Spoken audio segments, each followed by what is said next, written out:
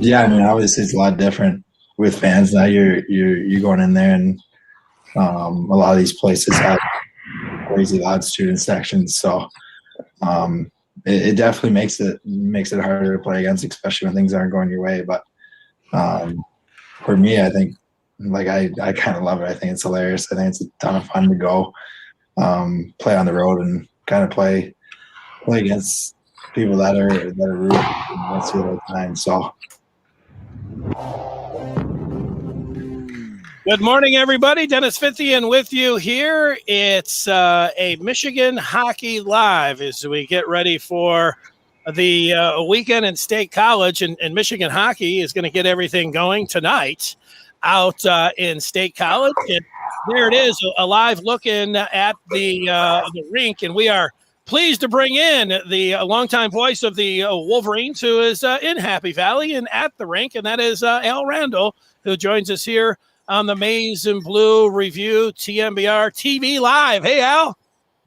Hi, Dennis. Now, you should tell the folks, first of all, congratulations on your new programming here. I think it's awesome, and you should fill people in on back in the day when we started broadcasting at W2KA radio and how you were our pretty much exclusive board operator, engineer, etc., for many years. Well, I can remember getting the job as a board operator in 1995.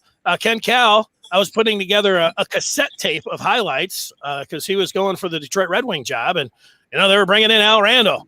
And I remember they played me some of the audio, and you came down, shoots. I said, "This guy's great." Automatically, I heard 30 seconds of you, and I knew you were going to be great.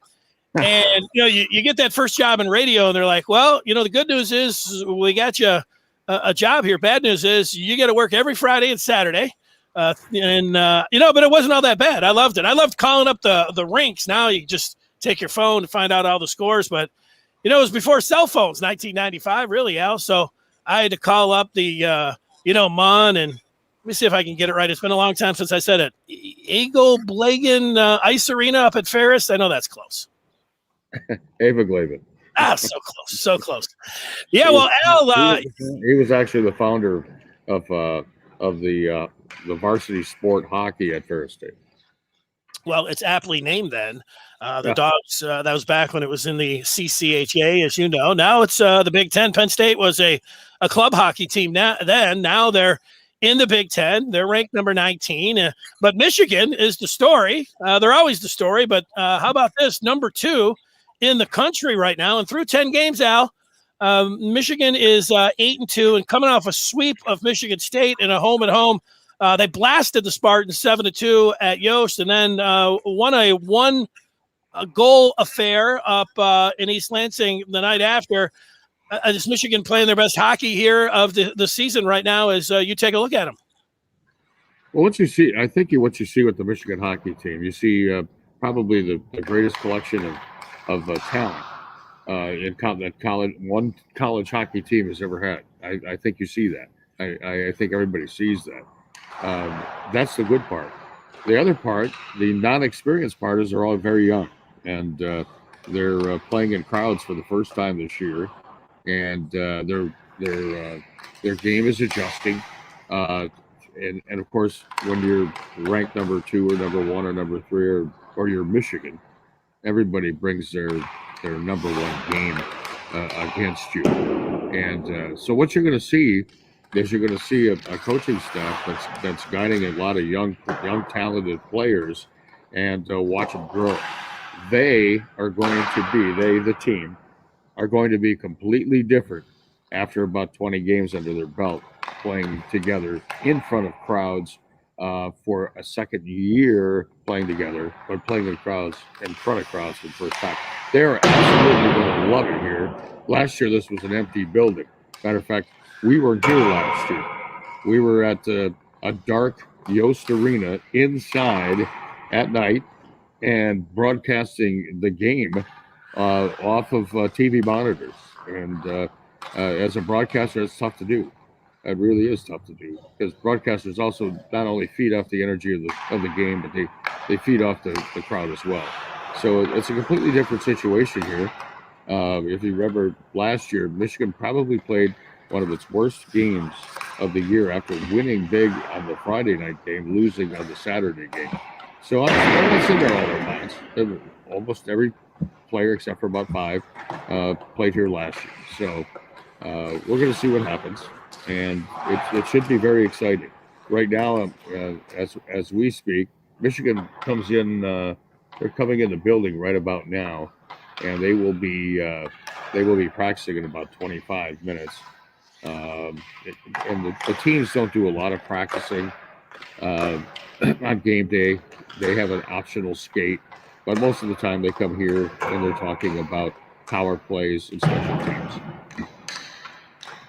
Hey, Al Randall, the voice of the Wolverines at State College.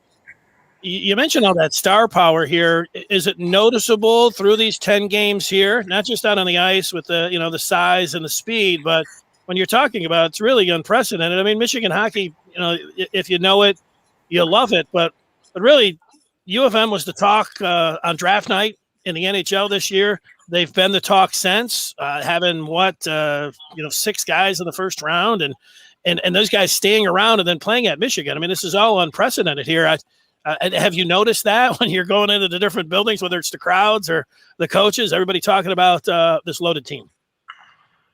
Well, I think Michigan is being talked a lot around the country. A lot of the fans from other, as you would expect from other teams, are playing that role down. But Michigan is a force to be reckoned with. You're going to have to beat a team like Michigan if you're going to move up in the standings for the Big Ten.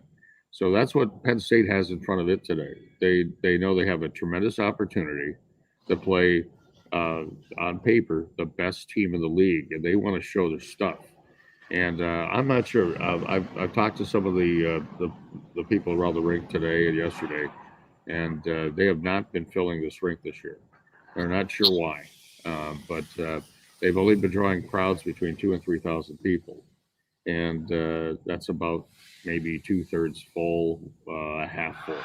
So the Pagula Arena, when Michigan comes in here tonight, I expect to be jam-packed. I expect a sellout crowd. I expect a Penn State team that is not going to be any different than any other ones. They shoot everything anywhere. They just take shots. They usually lead the league by far in shots on goal and shots taken. But that's the kind of offense that they play. They play a high-risk offense in your zone, and what Michigan's going to have to do is prepare for that, get to the puck. They're going to try to get it in behind Michigan and then send everybody in the corner after it. Their defense, Michigan's defense, is going to be tested here, and I think they do a very good job at it. They're used to that. Well, Penn State will have some great Corsi numbers if they're putting the puck on the net that much. At the outset here, before we went to you, we heard from Michigan defenseman Owen Power talking about playing in front of hostile crowds. And what about you're only as good as your netminder here? The Wolverines, they've had the same guy in net for all 10 games, Eric Portillo. What kind of goalie is Portillo, Al? What have you seen from him? Eric Portillo, I believe, will play in the NHL someday. He's got the talent, he's got the skills, and he's a different type of netminder. You've heard almost from anybody you've ever talked to for years that goalies are this odd bunch of people that probably beamed down from some spaceship. But Eric Portillo does not fit that mold. He's not your prototypical goalie. He's a team goalie. He loves to get into the action. Communication skills are excellent. He loves to go. You see a lot of goalies in a timeout skating around their own zone. When you watch Eric Portillo, this is something for the fans to watch tonight on TV, is Eric Portillo skates right to the bench. He wants to be involved. He talks to the players. Mel loves this, and Mel has said on his show, on the Inside Michigan Hockey show that we have on Tuesday nights from Pretzel Belt. Oh, there's a freebie right there. But he has mentioned many times how nice it is to have a goalie sitting there rallying the troops at the bench. Come on, guys, we're right in this thing, that type of thing. And I believe that kind of attitude and his skill set is going to take Eric Portillo a long, long way in his hockey career. Al, what are some of the mileposts when you look at the season and how it goes when you get to the holidays and you might have some guys going off and playing in the juniors? You already talked about them with the half of the team, over half of the team, being so young as freshmen and sophomores. What are the things that you would look for that this team wants to accomplish here? Winning the Big Ten, getting one of those buys for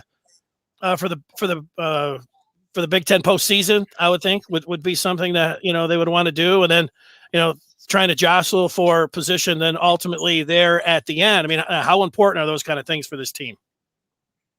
I don't think they look that far down the road. I think they're looking at the opening faceoff tonight. Not to cut your question short, it's a good question, but Michigan. I like what they're doing. They're taking this step at a time. I mean, this is a lot of pressure. Matty Beniers had four goals last weekend. Prior to that, he was in what he felt he was in a slump. And Mel said the other night on our show, and I'm going to paraphrase. I'm not quoting Mel, but this is what Mel said on our show the other night from Percival Mel. Oh, that's spite.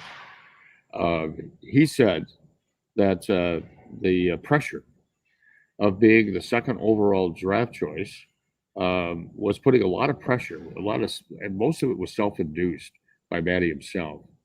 And they compare. Mel was comparing him to Mitch Marner of the Toronto Maple Leafs, and not how he plays or anything like that, or skill level. He was talking about how Mitch Marner's season in the NHL has started out horrible. He been a minus player, hasn't been scoring, hasn't been contributing, and of course Mitch Marner just signed that $15 million contract or whatever it was with Toronto, a huge contract, and it was weighing on him. And so what Mitch Marner did is he got rid of all this. Mel was telling us the other night got rid of all his social media and all that stuff. Stop posting, stop looking, stop reading at it, and just concentrated on hockey. And there's been a noticeable change in the last 10 days of Mitch's game. And so he kind of shared that story with Matty Beniers. Matty Beniers goes out, plays the arch rival, scores 4 goals in one weekend. So I think it connected. You got a great coaching staff here, a great coaching staff. They understand players. They've been there. They've done that.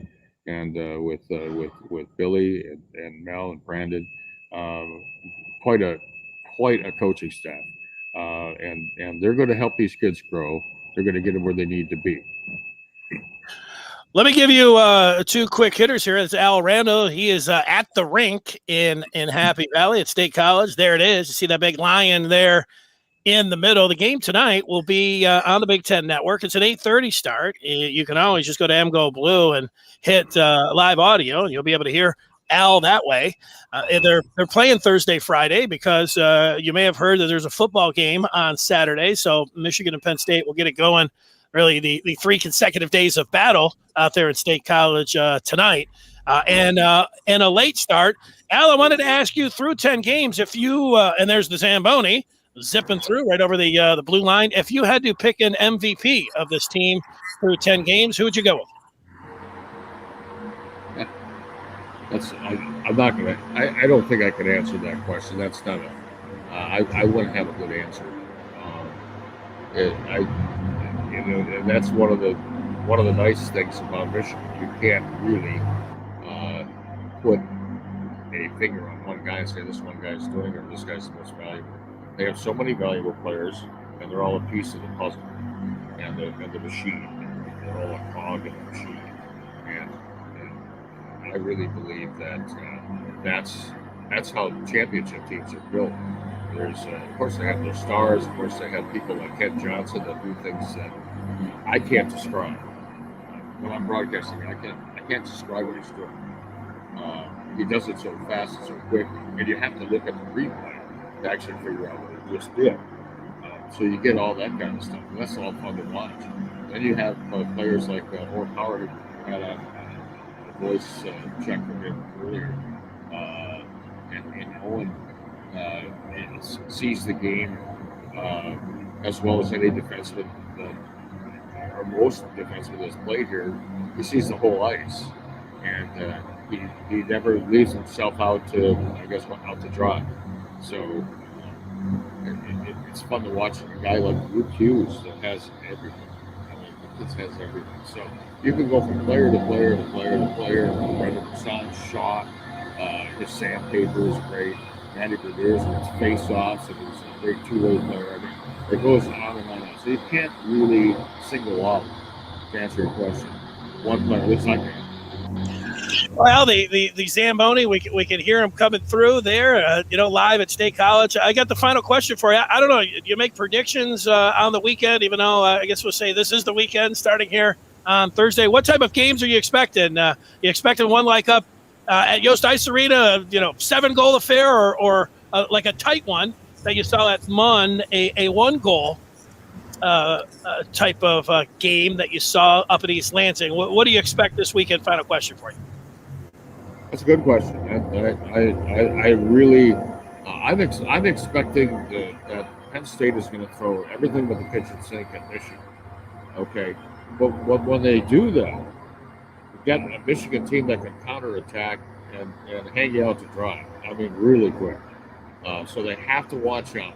Most of the teams, what they're trying to do against Michigan is play a physical game, and what Fred Flesch called the other night on the air, an armadillo defense, where they pack it down in front of the goaltender and just they challenge you, try to get through our shell, but that's so counter to how Penn State plays. So we'll have to see how it develops tonight. It should be an interesting matchup, and to tell you the truth, you could have a low-scoring game. But I'm expecting more with a lot of goals. All right, Al, a Nittany Lion, a Wolverine, and an Armadillo. So put all those three together. Let's see what happens. All right, 8:30 tonight. Get back to the hotel, kick your feet up, and get ready for the broadcast tonight. We certainly appreciate your time. Dennis, thank you very much. All right, we'll talk with you again. Have a great call tonight, Al. Great. That was my first time. Oh, sorry about that. Yeah, there he is, Al Randall. Catch him tonight.